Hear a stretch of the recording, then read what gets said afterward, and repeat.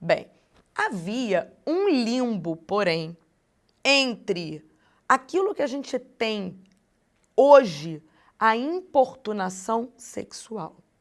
Antigamente, a gente tinha esse limbo porque a gente teria o 213 caracterizando o crime de estupro, mas o ato libidinoso praticado contra pudores, digamos assim, e contra a vontade da vítima, sem emprego de violência, como muitas vezes a jurisprudência caracterizava, um beijo roubado, alguém que passasse a mão na vítima no metrô, caracterizava a importunação sexual. Até que, na verdade, não era nem importunação sexual, a contravenção se chamava importunação ofensiva ao pudor. Até que houve um episódio que o indivíduo ejaculou na vítima dentro de um ônibus. Pois é, isso veio à tona. Na verdade, é algo que, infelizmente, é comum acontecer. E, claro, que constatou-se que não seria estupro. E, à época, vários doutrinadores debateram quanto ao que seria. Porque aquele senso de justiça que a gente tem não queria acreditar que seria uma contravenção. O nosso senso de justiça não permitia que a gente entendesse que naquela situação, ao invés da gente caracterizar um estupro ou um crime mais grave, porque o estupro é crime hediondo e não tem a gravidade do estupro, a gente teria algo que era caracterizado uma infração de menor potencial ofensivo, competência do juizado. O cara sequer poderia ficar preso. Ele seria conduzido à delegacia, lavrava o termo circunstanciado e tchau. Ele nem poderia ficar preso em flagrante.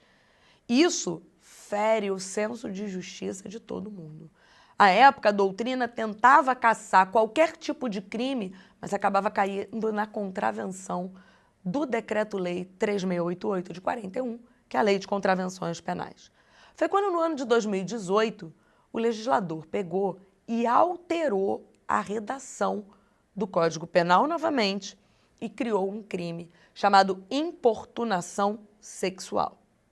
Ou seja, a importunação sexual, ela não é tão grave quanto o crime de estupro, mas ela também não é tão leve quanto a importunação ofensiva ao pudor, então revogada por essa lei em 2018. Então hoje, o que a gente tem? O estupro se caracteriza pela prática de atos libidinosos diversos da conjunção carnal e conjunção carnal, praticados mediante violência ou ameaça. Atenção, porque essa violência é uma violência real. Violência real se caracteriza pela prática de lesões corporais. Não entra no estupro. Por quê? Porque eu não tenho a prática mediante violência ou ameaça. Então, a gente tem o 215A, que é a importunação sexual.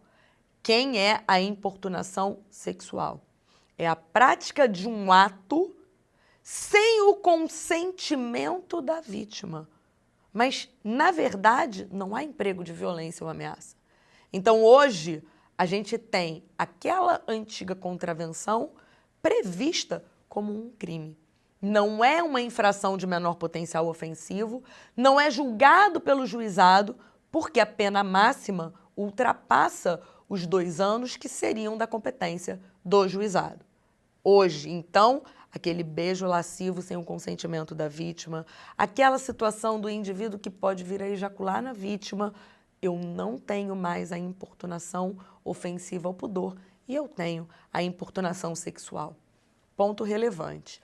Claro que se eu tinha um fato praticado antes da entrada em vigor desse 215A, ainda trato como contravenção.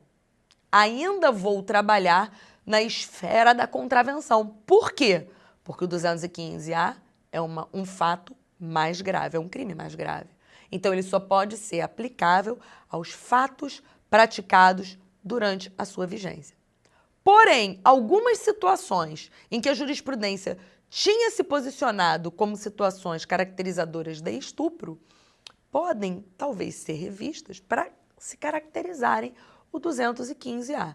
Então, presta atenção na dinâmica dos fatos e, principalmente, atenção ao momento do crime.